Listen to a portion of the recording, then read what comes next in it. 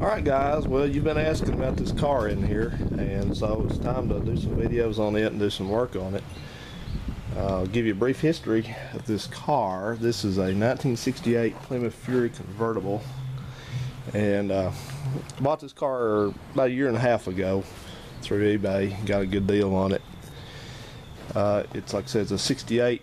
It's a 383 Super Commando.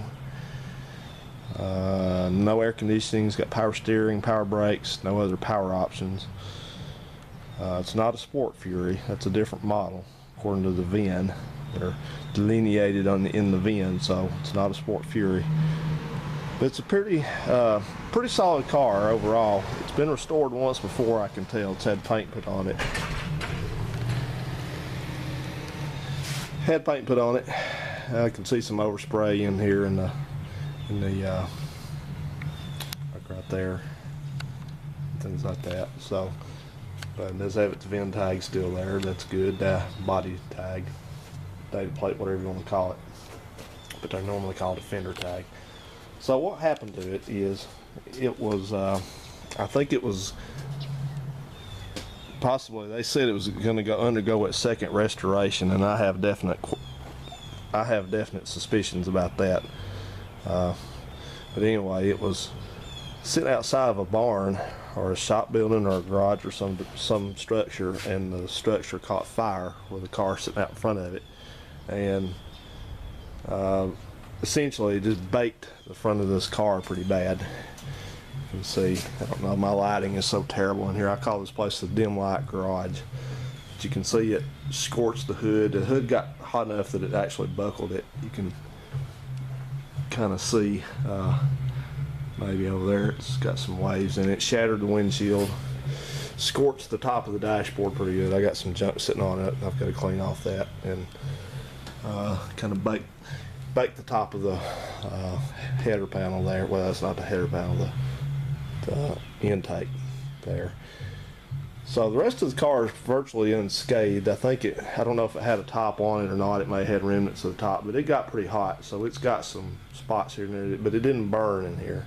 So the dash is actually, if we're looking as rough as it is on the top, it's all there, and it's all, the wiring is not burned or anything like that. So it's got a whole bunch of parts that came with it in the trunk, and top mechanisms all there and stuff. So under the hood looks good, but I think what's the deal is with this car is I think it was non-running for a long time. This engine appears to be the original engine according to the casting number and the date code on it. It does come up as a 383 for 1968, so I think that's the original engine. I think it's been overhauled because it looks pretty fresh, and that thermoquad is not supposed to be there. That's actually off of a later engine, and so is the intake, because it's got an electric choke on it. You'll notice right there it's going around. I'll tell you a little bit about that in a second or two. But that intake's off of the intake's off of a 400, big block 400, and the carburetor's off of a motorhome, a 73 motorhome, which is a good carburetor. It's a real desirable thermoquad. But it's got its original distributor in it, and I'll tell you what I'm doing with that. But I haven't had this car running yet, and the fuel tank's out of it. I tried to start it a year or so ago, and it just wouldn't do anything, wouldn't try to start. So it's got its original points ignition system on it, which is really a simple system.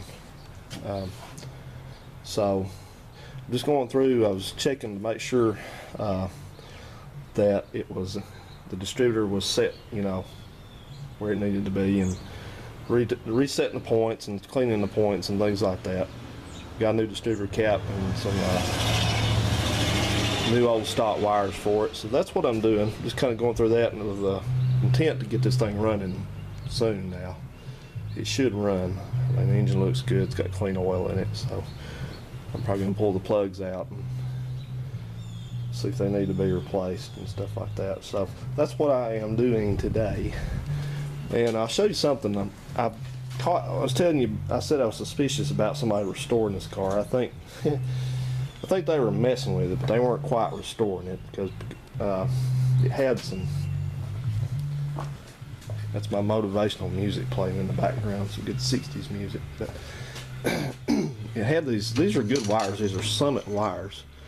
They're only 8mm. They're not real hypo wires or anything, but they had these neon blue wires on it and all that, and then some generic dividers, and they've done that. And I was looking over here at this deal. You see it's got that that wire coming off the electric choke over there. Comes around and it's tied right there with a neon green wire tie. Tied right there, and then it's tied over. And anyway, it made its way over here. I was looking at where the wire terminated, and this is a positive battery cable.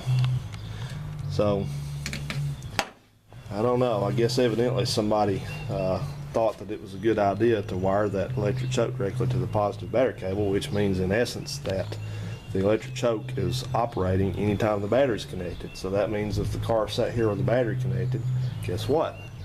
You know, nobody driving it, guess what? The choke's on. The choke's drawing power off the battery, so, you know, they probably killed the battery, kept killing the battery, and they didn't understand why. You know, people that unfortunately don't dedicate themselves enough to trying to understand things to do stuff like this, so I'll have to remedy that.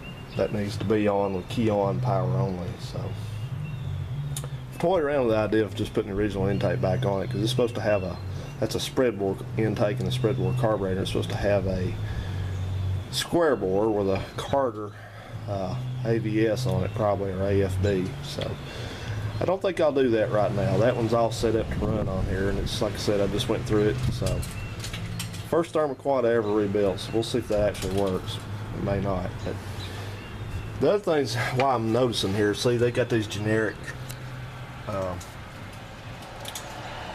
trying to say spark plug wire holders bolted on here, which are going to come off right away, because this engine uses, you know, your distributors up here, so you got wires running around the front of it. It's actually got it's got a kind of an elaborate system of spark plug wire retainers on it. They're supposed to be there. That's one of them right there. It's supposed to have a little grommet.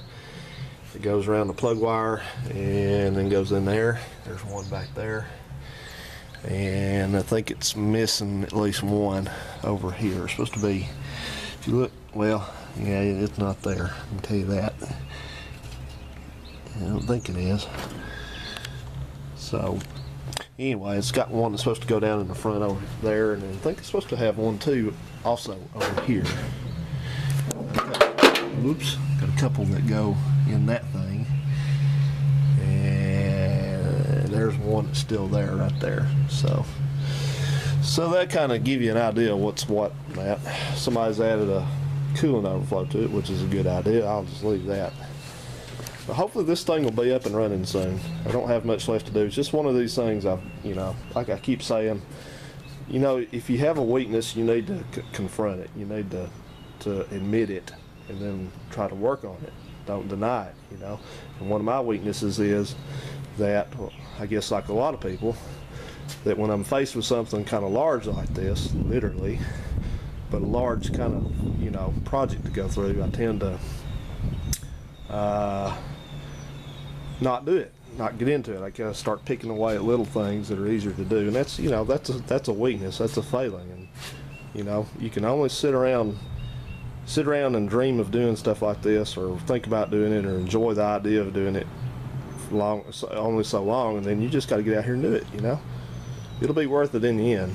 It's going to take scraping and cleaning and some parts running and stuff like that, but you know, even if it's just going to be, you know, take the dash and repaint it so it looks usable, and put the windshield back in it and bolt the seat in and some seat belts, I'll do that, you know, just to be able to drive it. Because good Lord, why on earth would you not want to? A big block convertible, Mopar convertible? Am I crazy?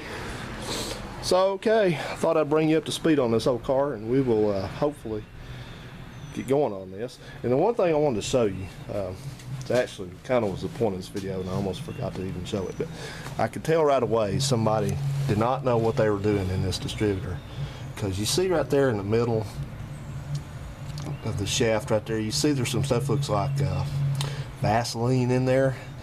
Well, that's when you put a set of points in there, that's your ignition points right there. When you put a set of points in, they give you this little pack of this stuff, and where it's supposed to go is you have you see right there, this camera is kind of peaky. You see that block right there, kind of an orange brown colored block? That rides on this cam right here. These bumps, each of these bumps stands for a cylinder. So what happens is when this engine rotates, the distributor shaft you see there rotates, and when the points are in adjustment, when it reaches the points when the points are on the flat right here, you're on the flat right there, they're closed. So that means current passes through those two contacts right there. When they reach one of the bumps right there, the rises in it, as you can see, when they're properly adjusted, you may not see, I don't know, there you go. You see how there's a gap in there? That gap breaks the circuit. So what happens is, it's, without getting into a huge explanation that I could accidentally get wrong, it's connected to the ignition coil, which is under that light right there, but it creates a field in the coil, or the way it works electrically, it causes the coil to fire. So the coil fires the cylinders in turn. So that's how that works. It's very simple. But the only thing that ever goes wrong with a set of points is two things, besides somebody not knowing what they're doing adjusting them. But they either get out of adjustment, or that block out there wears down, and so they don't open up far enough to actually create an open circuit. Or they get dirty. Sometimes they get rust on the contacts, or burn. If your condenser goes bad, sometimes they may burn or whatever, but then it's just like they're open all the time. So that's what happens to points. But anyway, what happened was, get around back to this, they put this gel stuff right here in the center, and what it is under there's a felt pad under that lubricates the distributor's bushings down in there. You put a few drops of oil down in this thing periodically. This stuff is supposed to go on this cam here. This cam is just as dry as can be. So that's somebody who did not know anything about what they're doing here. In fact, this distributor's got another oil port right there. That's a little flip cap. You see that thing there? You don't see stuff like this much anymore, but that's what it is. So anyway, somebody thought they knew what they were doing, and they did not. So that's okay. Us actual mechanics know how to fix stuff like this. So we'll get into this and get her going. See you guys.